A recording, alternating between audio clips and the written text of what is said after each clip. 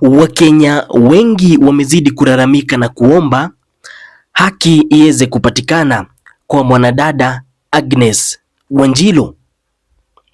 Mtazamaji wangu, leo kuna very crucial information ambayo imeweza kuachiliwa, and today for the first time sura ama identity, the face ya mhusika mkuu katika mauaji ya Agnes Njeri imeweza kufichuliwa. Ni kubaya.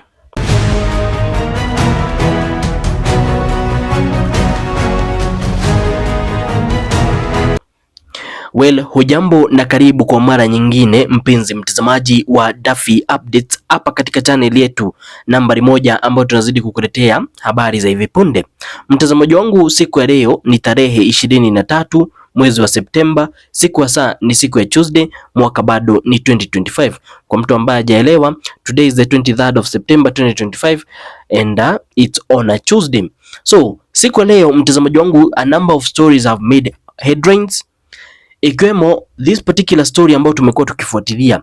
I think this is that video ambayo ninaunda about Agnes Njeri, ikiwa kwamba the first video ilikuwa inazungumza kuhusu familia ya Agnes Njeri, kwa kwamba wamekuwa wakizidi kufikia haki for a decade now, because kifo cha Agnes Njeri kilitokea I think around 2012 pale 2013, hadi wa leo bado hajaweza kupata haki. That was the first video. The second video was the time ambapo ilikuwa inatangazwa kwamba identity ama jina la mhusika mkuu liliweza kujulikana, and today tumeweza kupata sura ya mhusika mkuu katika mauaji ya Agnes Njeri. Kuna watu ambao inaweza kuwa kwamba bado hawajaelewa nini hasa ambacho tunazungumza kuhusu, lakini usitie shaka, nitakujulisha yote papa hapa katika hii video. Kwa hivyo tutakuwa tunazungumzia ile story, lakini pia kuna stories zingine ambazo zimeweza ku make headlines na zikachapishwa katika gazeti zingine ikiwemo Daily Nation na People Daily, na ningependa tuweze kuzipitia ili kwa tuanze siku kwa kujua ni yapi ambayo yamefanyika ama yanafanyika hapa ndani ya taifa la Kenya. Lakini kwa mtu ambaye pengine hii ni mara yake ya kwanza kupatana na video kutoka hii channel ya Daffy Updates, karibu sana. Hapa ni Daffy Updates, mahali ambapo tunakuletea matangazo ambayo ni latest, well detailed and also well explained. You can guarantee yourself that every time when an update gets live utakuwa kwanza kuweza kuipata by joining our amazing community with over 50,000 people, and you can do that by simply clicking the subscribe button. Very simple, it takes only 1 second, it's free of charge. Just click the subscribe button. Secondly, give this video a thumbs up, and finally click the notification icon on, so that next time when we upload a new video, YouTube will automatically notify you that Daffy Updates wameka habari mpya. Thank you very much to everybody ambaye ameweza kufanya hivyo. It's my hope and prayer that all of you from whichever part you are watching this video from, I hope that you are doing okay, mu wazima na muko ubuheri wa afya. Upande wa pili niko salama kama jinsi ambavyo mnavyoona. I had been under the weather kidogo kwa sababu ya homa hapa na pale, lakini you can see niko vizuri, kwa hivyo asante kwa Mola. Kwa hivyo I pray that everybody ambaye anapitia changamoto kutoka pande yoyote, hali yenu itakuwa bora na mambo yatarudi vizuri. Amen. So wacha tuingie rasmi katika matangazo ya leo, na hata kabla ni share my screen with you, kuna this particular story ambayo imewekwa The Standard, and before I show you the face of the mhusika ama the main suspect, ningependa nikupe a backstory kidogo ili tuwe on the same page. Agnes Njeri, mtazamaji wangu, was a victim ambaye aliweza kuwa taken advantage of na mwanajeshi mmoja kutoka kikundi cha wa British ambao wanakuja kufanya mazoezi hapa ndani ya taifa la Kenya, kule pande za Nanyuki, na kikosi chenyewe hiki cha British kinatambulika kama Batuk. I hope ushaiweza kukisikia. Kwa hivyo mtazamaji wangu, hiki kikosi one time kilikuja Kenya and hii ni miaka ya kitambo kidogo, about 12 years ago. That's when this incident happened. This particular individual aliweza kuhusika pakubwa sana na kuweza kumdhulumu kimwili mwanadada Agnes Njeri, ama samahani, sijui mbona ile jina inanichanganya, Agnes Wanjiru. Baada ya wao kuweza kumfanyia unyama, waliweza kumuua na wakamtupa kwa septic tank. Agnes Njeri at that time, sorry mtazamaji wangu, I don't know why this name Njeri keeps coming up, but it's Agnes Wanjiru. So at that time, at the time of incident, alikuwa na mtoto mdogo. This resulted to mtoto sasa hivi amekuwa bila mama, amekuwa yatima. Familia ya Agnes Wanjiru imeishi kujaribu kufikia kupata justice because of what happened to their daughter, but up to today as we are speaking, still hawajaiweza kupata justice, kitu ambacho wanaweza wakasema at least yule ambaye alifanya hivi alipatana na consequences. No, this Batuka this British Army soldier bado shughuli zake zimekuwa zikiendelea kama kawaida since that day, and it's very sad and it's very unfortunate until recently, mahali ambapo hii ripoti ililipuka tena na habari zikatokea eti kwamba hadi an arrest warrant ilikuwa imeweza kuachiliwa, ikisemekana kwamba this particular person anafaa kukamatwa as soon as possible. So today gazeti la The Standard ambalo limekuwa likifuatilia story kwa ukaribu limeweza kutokea na habari yenyewe, na ningependa ni kujulishe zaidi.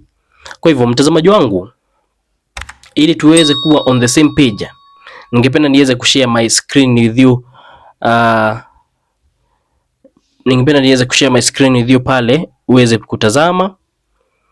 Na katika gazeti ambalo unatazama pale, gazeti ya The Standard, ukiangalia hapa, this is the newspaper ambao walikuwa wametoa ya kwanza. Ukiangalia Unmasked LJ Parkins, hili ni gazeti ambalo nilikuletea na nikakusomesha, na ndio lilikuwa limebeba story, lakini alikuwa limefahamu mambo yote. Kile ambacho kilijulikana tu kuhusu this particular person ni jina lake tu, alikuwa anatambulika kama LJ Parkins. Ndio unaona Unmasked, yani wameweza finally kujua jina, alikuwa anatambulika kama LJ Parkins. Kwa hivyo LJ Parkins, mtazamaji wangu, is a British soldier ambaye aliweza kumfanyia Agnes Njeri unyama. Agnes Njeri, mtazamaji wangu, ni huyu mwanadada. Agnes Wanjiru ni huyu mwanadada hapa, mtazamaji wangu. Anytime utasikia pengine nimekosea lile jina, just know na maanisha Agnes Wanjiru is this lady, and alikuwa just a very young person, had a lot of dreams na mambo yote, but this guy aliweza kukatiza ndoto zake. So mtazamaji wangu, ningependa tupitie na wewe tuone ni yapi ambayo so far yamesemekana kuhusu hii kesi. So I hope by now you have umeweza kukatch up na tuko on the same page. Kwa hivyo revealed The Standard wakasema, ukiangalia hapo utaona Batuk hapa juu kabisa, mtazamaji wangu, kuna ripoti ambayo inasema Batuk inamaanisha British Army Training Unit Kenya, and the then for Batuk ni kwamba ni wanajeshi wa British wamekuja Kenya kupiga mazoezi, and it is usually like an exchange program, mahali ambapo wanakuja wanafunzwa mambo kadhaa na Wakenya, nao wanafunza Wakenya mambo fulani iwapo kuna ujuzi fulani. Yani hivyo ndivyo ilivyo hadi wa leo. Hili jambo bado linafanyika, bado kuna Batuk soldiers huku Kenya bado. So the report inasema cry for justice, yani hiki ni kilio cha haki. Today The Standard wakafichua, we reveal the face of the British soldier whose extradition from United Kingdom has been ordered by Kenya's High Court. He is accused of robbing a 5-month-old baby, a mother, a family of their daughter, and a Nanyuki community of a young woman who lost her life at just 21. Agnes Wanjiru's spirit still cries for justice, and a major obstacle is the lengthy UK extradition process that is tied up in courts in the Secretary of State, but the first step lies with Kenya's Director of Public Prosecutions. Mtazamaji wangu pale unasikia story nzima. Tayari mahakama ya juu hapa Kenya, High Court, ishaweza kuamrisha kwamba huyu LJ Pakis anafaa kuwa extradited. Extradition, mtazamaji wangu, ni mtu kutolewa kwao na kurudishwa katika taifa ambalo anahitajika. Yes, LJ Pakis si Mkenya, lakini anahitajika Kenya kujibu mashtaka. Inaweza ikawa kwamba pia wewe, tuseme wewe ni Mkenya, umefanya makosa kule pande za UK, you can be extradited to UK, uende ukajibu mashtaka yako kule. Also kuna pia other circumstances, tuseme for example Mkenya amepatikana taifa fulani amefanya makosa. In some situations unaweza ukakuta kwamba yule Mkenya atarudishwa kwao akajibu mashtaka akiwa kwao, even though alifanya makosa mahali pengine. But for this particular case, LJ Pakis anafaa kukuja Kenya ajibu mashtaka yake, aseme mbona uliua mtoto wa wenyewe. As you can hear hapa katika hii ripoti, what he did ilifanya mtoto ambaye that time alikuwa na miezi 5 pekee. You know, miezi 5, mtazamaji wangu, ni mtoto ambaye bado hata kunyonya hajazoea. Kwa hivyo ni mtu ambaye alifaa kunyonyeshwa. I hope alikuwa mkubwa vizuri. Alifanya mtoto wa miezi 5 alibaki bila mzazi, alifanya familia ilibaki bila mtoto wao, alifanya hata wanakijiji sasa hivi walinyang'anywa mtoto ambaye hawajui iwapo angekuwa mkubwa angekuwa nani. Just 21 years unyama ukafanyika. Mtazamaji wangu, Agnes Wanjiru spirit hadi wa leo inalilia haki, na hii yote imeshindikana, ama tuseme for the meantime bado haijawezekana because of jinsi ambavyo it's a long process kumtoa huyu jamaa UK kumleta Kenya. Kuna a lot of processing ambazo zinafanyika, of which some of them tuseme ni za kufanya iwe hii kesi haitawezekana na watu wataweza kupata haki, lakini the first move ambayo inafaa kufanyika, inafaa kuanza na Director of Public Prosecution ambaye as you all know si mwingine ila ni Igonga, nadhani hilo ndo jina lake. Kwa hivyo ripoti hapa chini inasema Kenyan prosecutor must present strong evidence that meets UK legal standards for extradition. Even if the judge is convinced, the Secretary of State may refuse to order an extradition. In the case where the offense the accused is charged with could lead to death penalty. Kwa hivyo pale ule ni British trained lawyer anasema, na hapa ndipo sasa wengi wanashindwa. Kuna haki kwa mnyonge, because what other evidence do you need? Huyu mtu amesemekana aliua mtu, akafanya haya mambo yote, akanyang'anya mtoto mzazi. Mnataka evidence nyingine gani? Ukisikia hapa inasemekana, yes, evidence ambayo inafaa kutokea ni evidence ambayo inafaa not only to convince the Kenyan lawyers ama Kenyan judges kwamba huyu mtu ako na makosa, but it should also convince the British it should also meet the UK ni United Kingdom legal standards za mtu kuwa extradited. Na unashindwa, what are the standards? Mtu ameua mtu, isn't that enough? Well, ni kesi ambayo bado wengi wanazidi kuifuatilia, and as soon as something comes out nitakuwa papa hapa kuweza kukujulisha. For the meantime, LJ Pakis bado watu wanazidi kumwandama na kufuatilia kesi yake, wakitaka kuona itaishaje iwapo atakuwa extradited na mambo kama yale. Twende katika our next newspaper ambayo ni gazeti la Daily Nation, na hapa story ambayo inazungumziwa ni story ya walimu. Kwa hivyo teachers pamoja pia na wanapolisi face SHA medical crisis. Mtazamaji wangu, SHA imekuwa ni tatizo kubwa sana, na unaona kwamba walimu na wanapolisi ambao ni wafanyakazi wa serikali ndio ambao wanakula ngumu, ndio ambao wanaumia. Kwa hivyo ripoti inafichua hapa, healthcare in turmoil. Hospitals affiliated with the Rural Urban Private Hospitals Associations, ukilipenda RUFA, have warned they will not treat teachers and police officers when they transition from their current insurer to the Social Health Authority ambao ni SHA in December.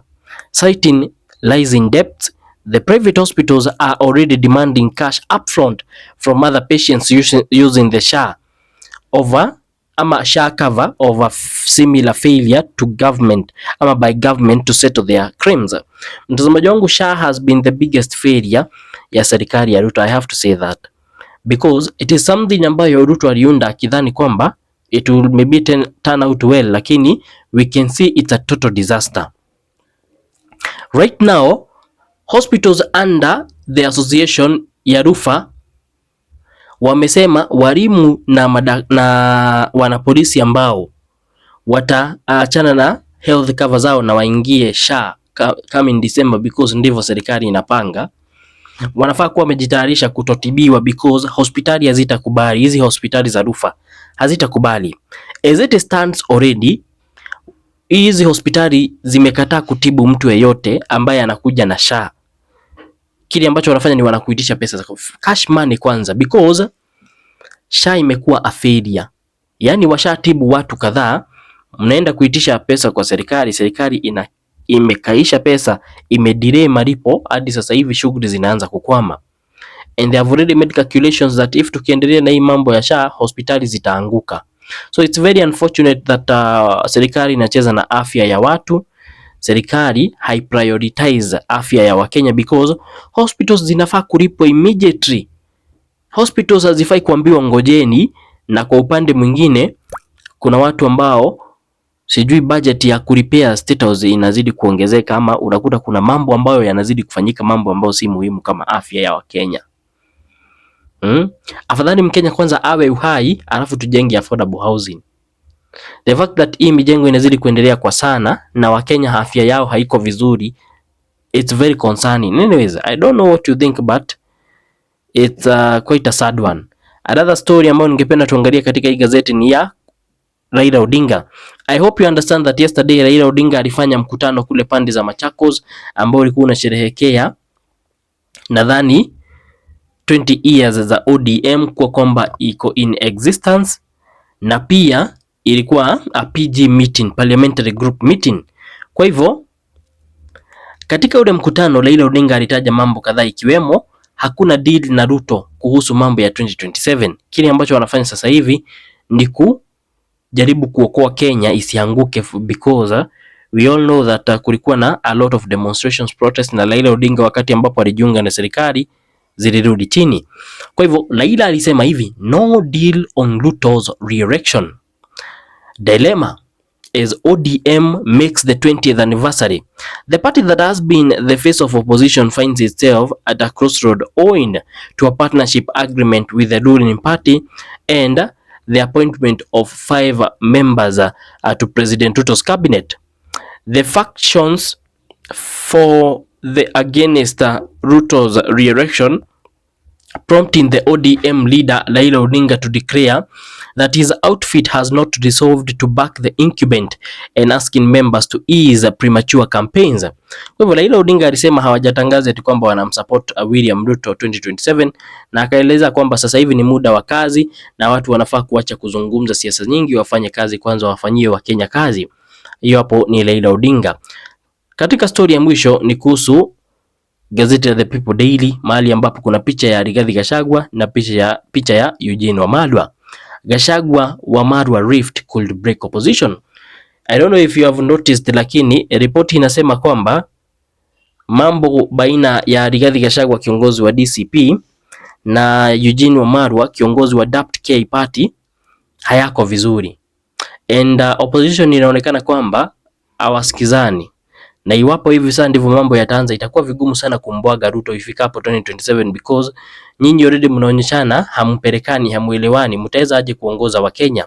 It's a big concern for Kenyans, and only time will tell how these things are going to end. But for the meantime, I really appreciate you watching my videos. Thank you for watching. I'll definitely meet you in the next one. Kabla ya kuondoka, make sure to join our community by clicking the subscribe button. Also, give this video a thumbs up, and finally, click the notification icon on. Bye bye.